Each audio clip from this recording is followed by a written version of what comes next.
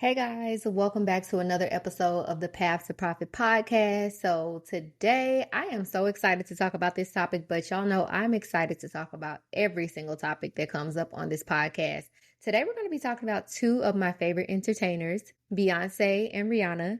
And we're going to be talking about it because I was kind of reflecting on some content that went semi-viral last year. And it was about how Beyonce and Rihanna both launched hair care brands and how the internet was just in a complete and utter frenzy about whose business was going to be better or, whose was going to last or going to be more successful, so on and so forth. So I want to talk about this because I feel like that moment turned what for us was like a business moment, like a time for us to like really talk really deeply about business. The business girlies were talking about it like it was a popularity contest, which is crazy to me because business is not about popularity at all. And I hated how the internet pitted these two Black women up against one another, both of which were already highly successful, so they didn't need to be pitted against one another. Their businesses didn't need to be placed up against one another. But I just hated how they placed these two women up against one another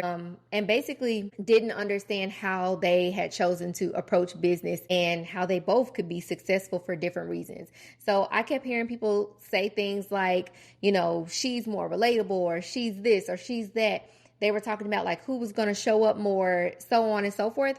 And I literally just wanted to scream the more and more and more that I read the things that people were saying. So I wanted to bring that to this podcast, not to talk about their hair care brands, but more so to talk about branding, because this is a huge conversation and a great case study or example of good branding happening in two totally different ways and both of them working significantly well. All right. So today we're going to be talking about things like branding, positioning, and ultimately how to create more clarity as a business owner, all right? So let's go back to February 2024. I believe that was the month where both Rihanna and Beyonce either announced that they were launching the brands or actually did, in fact, launch the brands.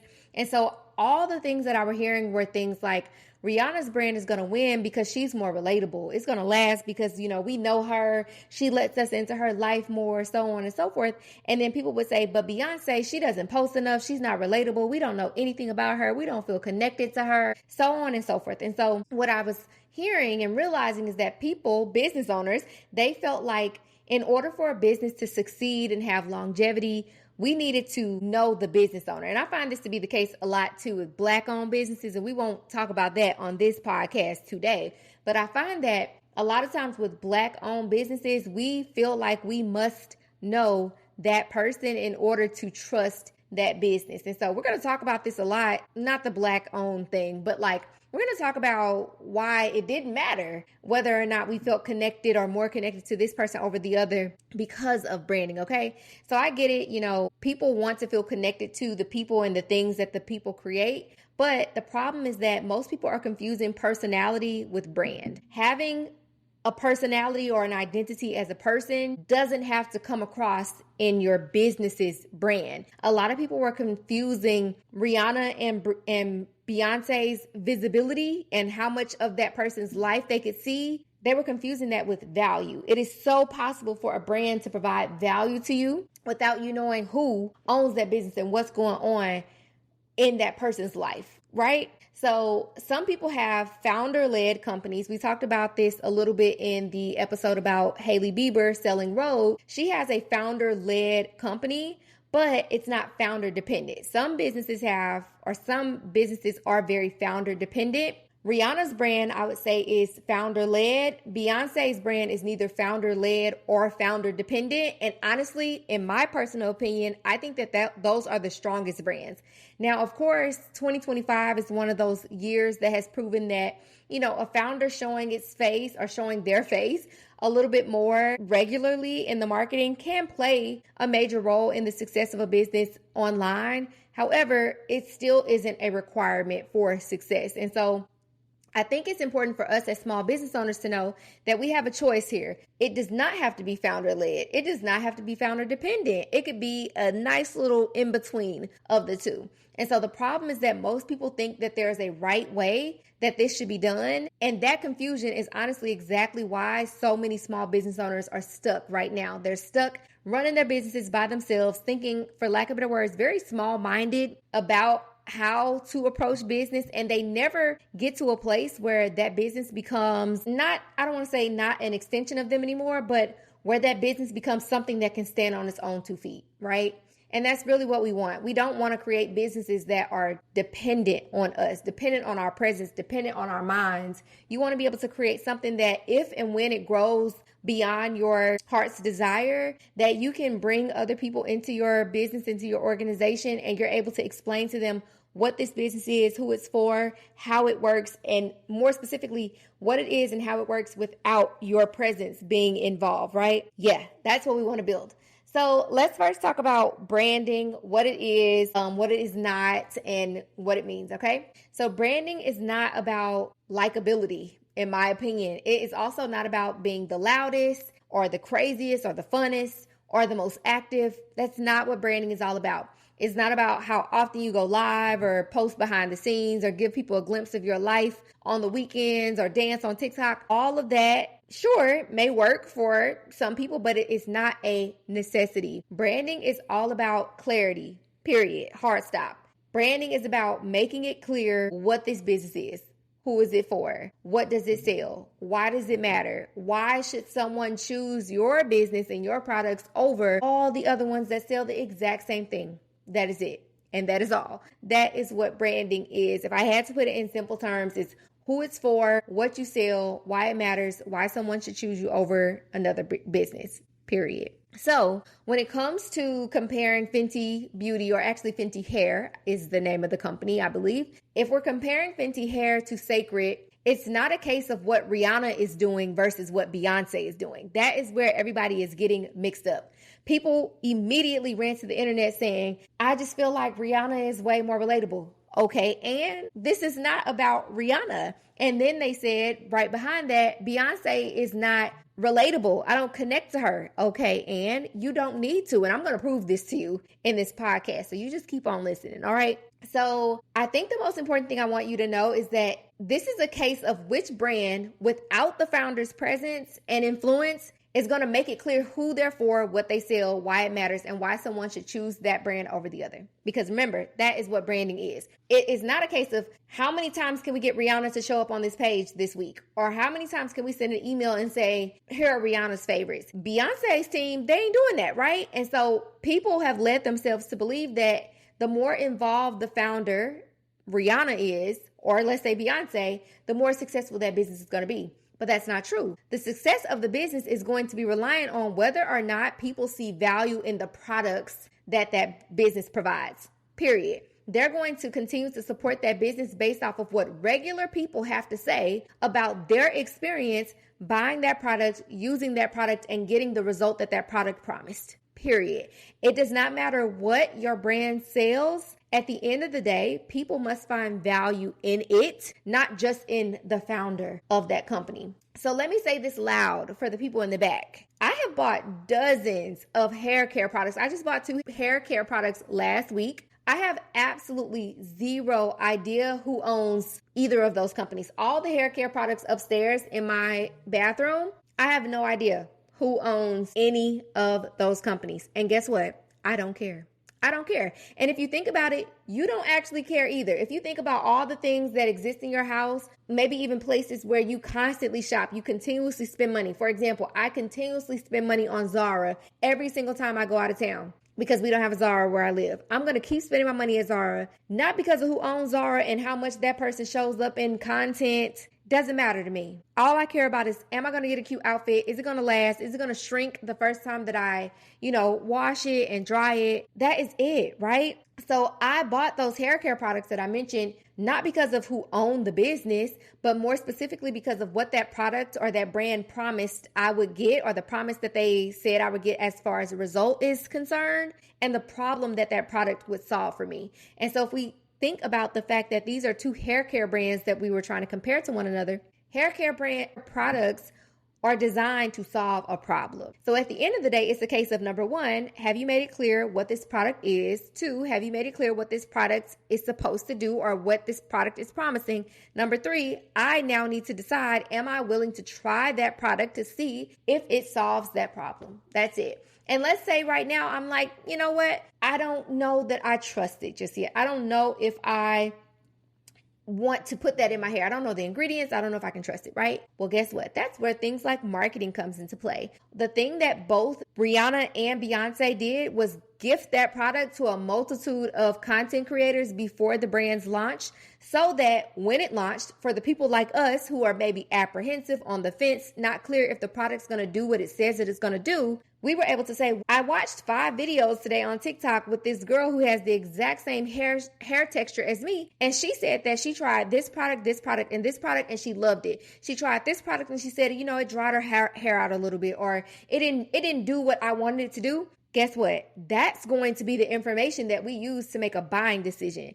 It's not going to be whether or not Beyonce or Rihanna showed up in that content. I wish I could say case closed right now, but we're going to keep going, all right? So I want to give you guys some definitions that I feel like you should know, and I'm going to give them to you in simple terms, because the internet is filled with, I was going to say small-minded people. I am going to say that because this is my podcast. The internet is filled with small-minded people who love to give you big words, and in all honesty, couldn't explain that thing to you in simple words. I'm going to explain these things to you in simple words so that you can stop mixing them up and using them interchangeably, okay? So the first term or word that I want to give you guys is personal branding. It is one of those buzzwords that I keep hearing all over the internet. Your personal brand this, your personal brand that. You got to protect your personal brand, blah, blah, blah, blah, blah. Your personal brand is just basically how you show up. I'll give you an example. On the internet, Jance, aka Jance Charté, people don't know me, Jance, other than what I showed them, right? So what I show to you is defining what you believe to be true about me. It's creating a perception. So when I show up and say, hey, I want to teach you I want to give you a free class to teach you how to do 5 things to improve your business, people say, wow, this was super valuable. I can trust her. So they're defining like, this is a trustworthy person.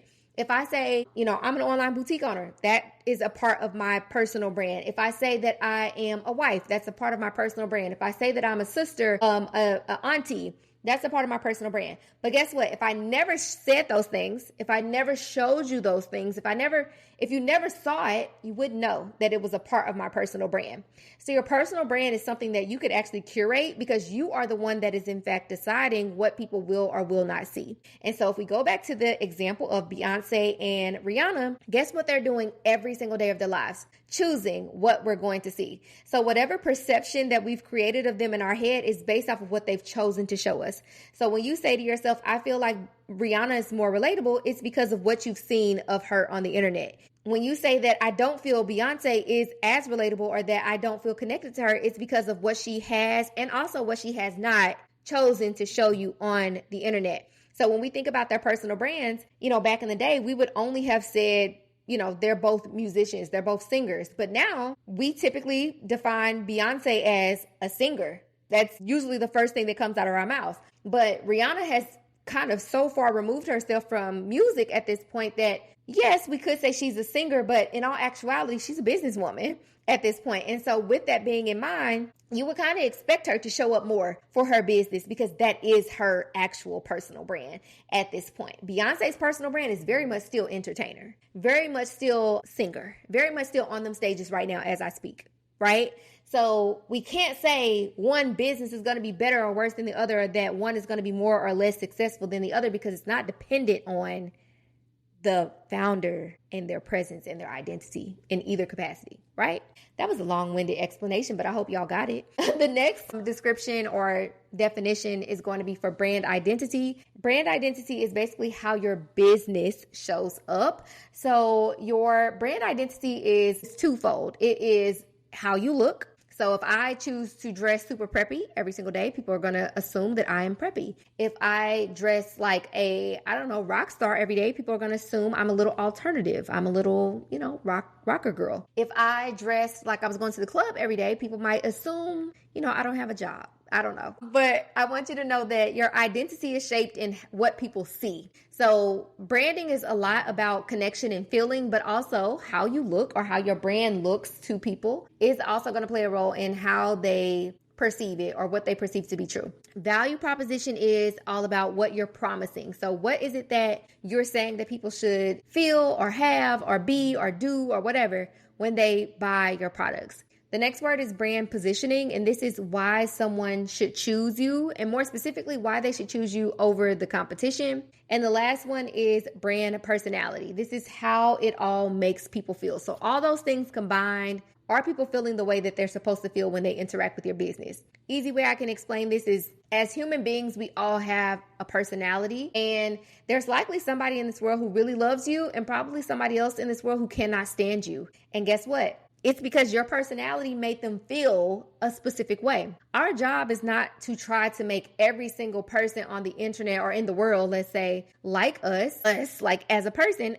And it's not our job to try to make them like our brands either. Our job is to attract the people that we desire to attract at the end of the day. And so that means that you have to make decisions about what your brand identity is, what your value proposition is, what your brand positioning statement is going to be, what your brand's personality is going to be. If you don't define it, you're leaving way too much open room and space for people to define it for you. And that's the very last thing that you want to occur. So besides knowing your own personality as a human being, you have to be clear about how your business shows its personality through your content, your messaging, so on and so forth. Now, let's dive a little bit more into this whole Beyonce versus Rihanna. More specifically, I want to show you how these two brand strategies are working like a charm right now. It's currently June of 2025.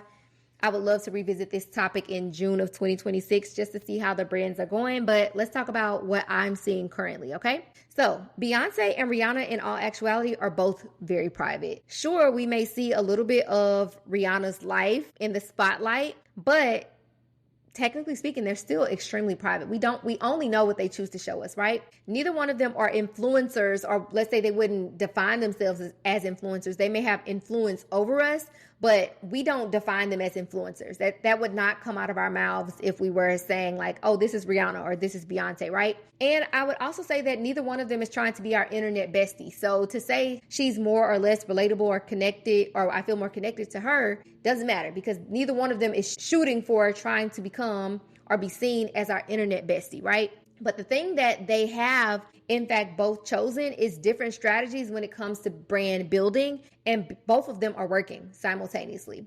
So let's start with Beyonce. Beyonce's approach is all about structure and scale. And I would say like Beyonce as a whole, as a human being, as an entertainer, is all about structure and scale. She's very serious. This is my perception. Remember, perception is created based off of what she lets us see, right? So I have seen the Renaissance tour. I went twice. I went to the movies to see the Renaissance tour at the movies and get to see all the behind the scenes and things like that, right? So when I see a Beyonce, I see structure and scale. I don't believe that she is building brands to orbit her identity. She's not starting businesses to make her name bigger. Her name is already big. It's bigger than big, right? The businesses that she creates are not built to rely on her face or her name or her Instagram or anything like that. They're not built to last based off of her identity. In my opinion, they're built to stand on their own with luxury, legacy, and ultimately longevity in mind.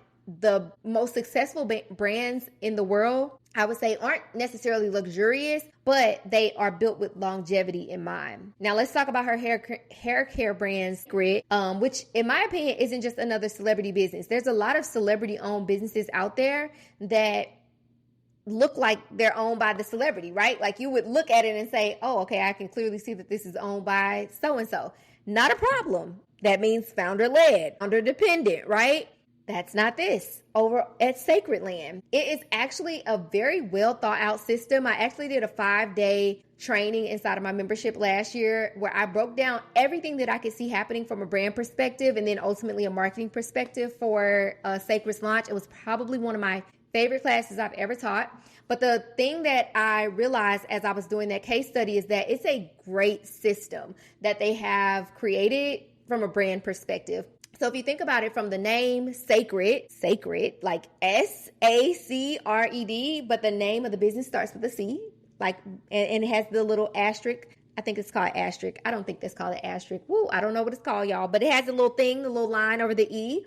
It's like a play on words. But the brand name, the packaging, this brand story, if you go online and read it, it's fantastic. All of it feels very elevated, very luxurious, in my opinion. There is actually, or it feels like there's sacredness to what they've created, literally and visually. Like everything about it just feels very like, I don't know, sacred, luxury. I would say it leans very heavily into rituals, care, heritage, which I would say are their brand values. And ultimately, I think that you feel like you're investing in something meaningful, not just a bottle of shampoo. I've watched a lot of videos and like feedback of people who've used the products and listened to the words that they use or how they describe the products, the packaging and things like that. Like if you pay attention to the words people use to describe a thing, you're getting to see their branding in like full color.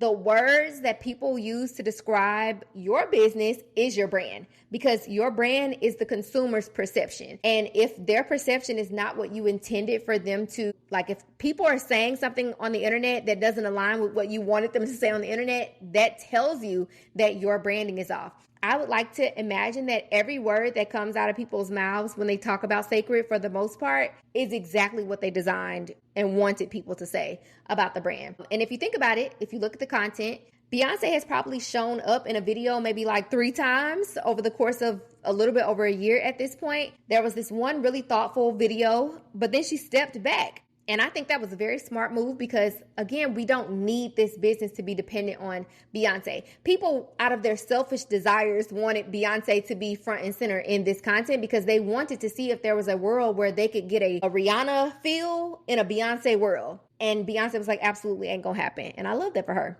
So if you notice, Beyonce barely shows up in the marketing for her businesses. And I love that, period.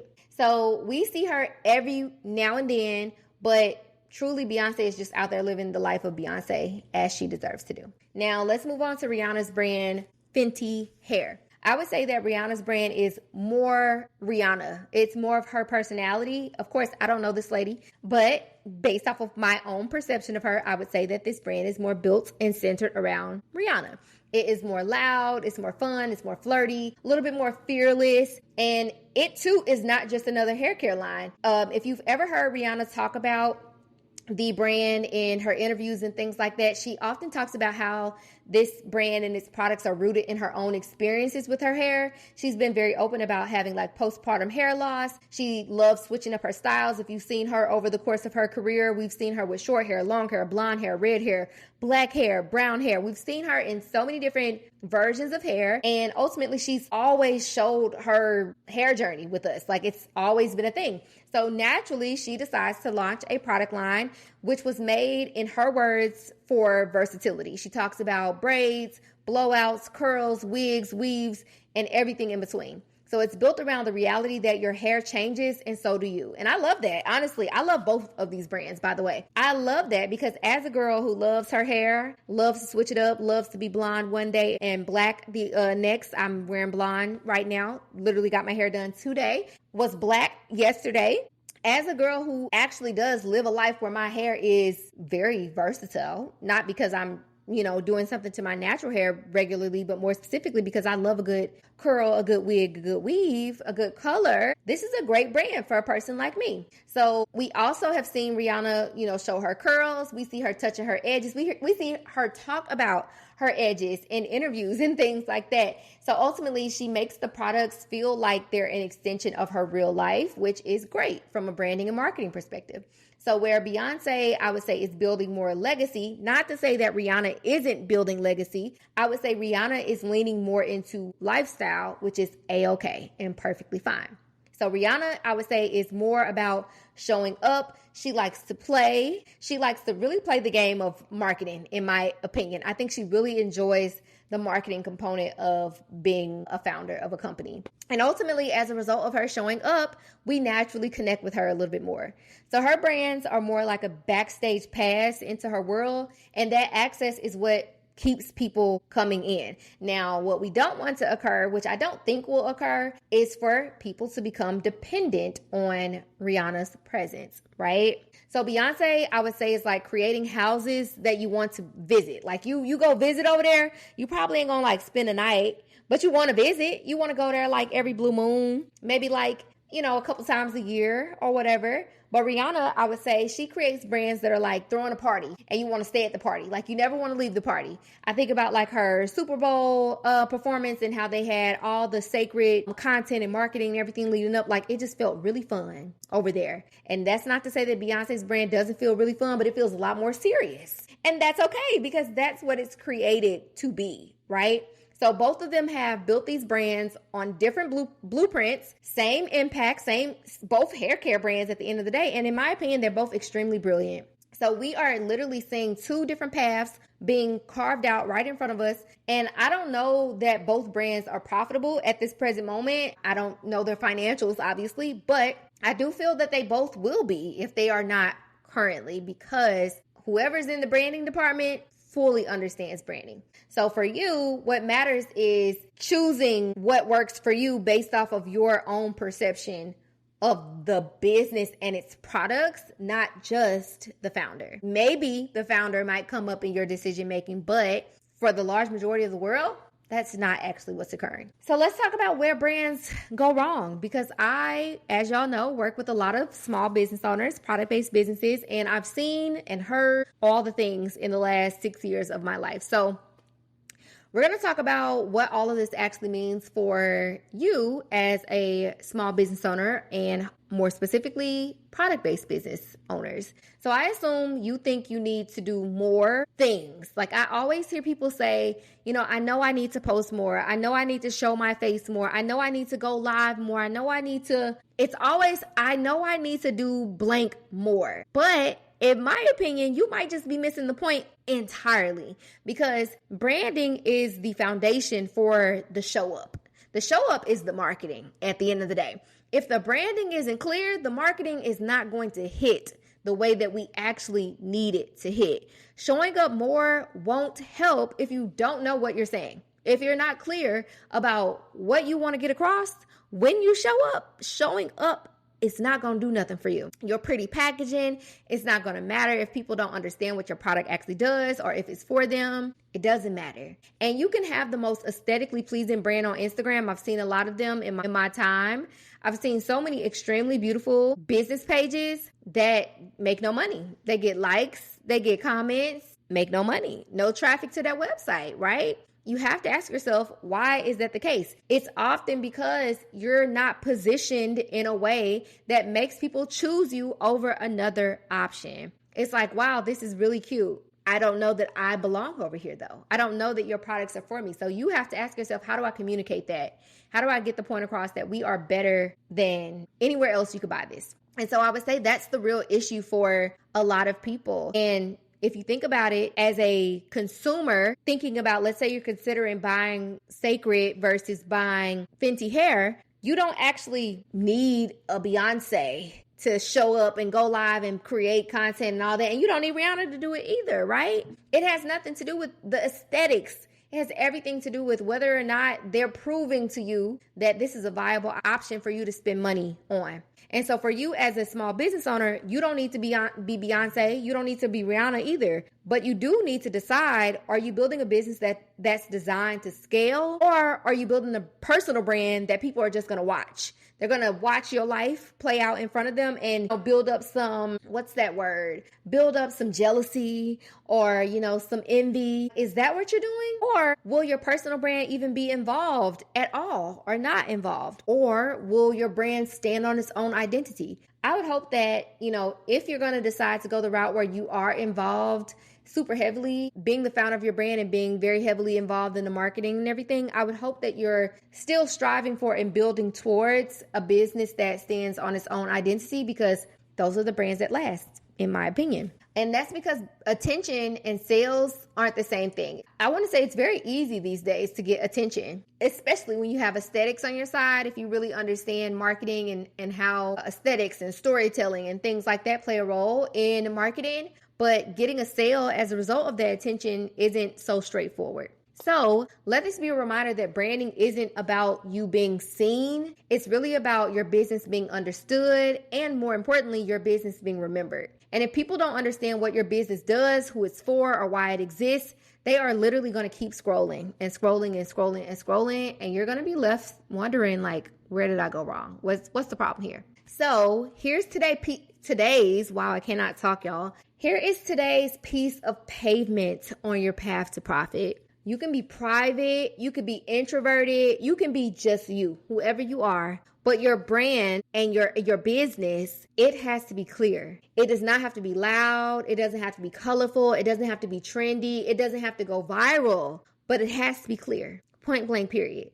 Because branding is not, again, about being seen. It's about being remembered and, more importantly, being bought. You didn't launch them products for them to sit on the shelves. You didn't launch them products for you to be posting about them every single day and none of them ever going out the door in a package, right? So I hope this episode was super helpful. And if this episode hit you where the good Lord split you, I've always wanted to say that out loud. If this episode hit you where the good Lord split you and you realize that your brand has been loud but not clear, maybe you've been on all the lives, you've been doing all the TikToks, all the reels, all the things, and you're still not making any money, it likely means that your branding is not clear and or you also don't have a marketing strategy. So of course, I would love to help you fix that. This is exactly the types of things that we tackle inside of my program, E-commerce Profit Plan, the very first module of the program, which is actually my very favorite module of the program, is all about branding and getting clear about what your brand is and defining those words that we talked about in today's lesson: your brand identity, your brand positioning, your value proposition, your brand personality, and so on and so forth. We're going to make sure that you walk away from that module feeling extremely clear about what your business is so that you can create clarity for the people who are looking at your brand and considering buying from it. So we help you build the kind of brand that doesn't just look good online, but more importantly, that sells consistently. So if you're interested, you can book a free call with my team and we can answer any questions that you have about the program, or you can send me a DM on Instagram. I'd love to chat with you a bit more about your business and if our program is a good fit. And as always, I want to thank you guys for listening to today's episode. It has been a fun one for me, as they all are. Last reminder, stop chasing attention and start building brands that print money. All right, guys, I will not see you guys. Wow. I will be here to talk to you so you can listen on the next episode. Thanks for tuning in. Bye.